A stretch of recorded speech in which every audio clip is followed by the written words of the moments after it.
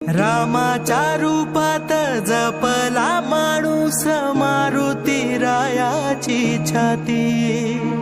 वाघाची लीलानी कपाळी टिळा तो जेडंधारासाठी,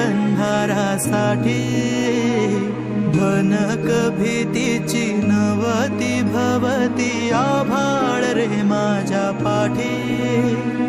देऊन किनारा मनाच्या होडीचा सारंग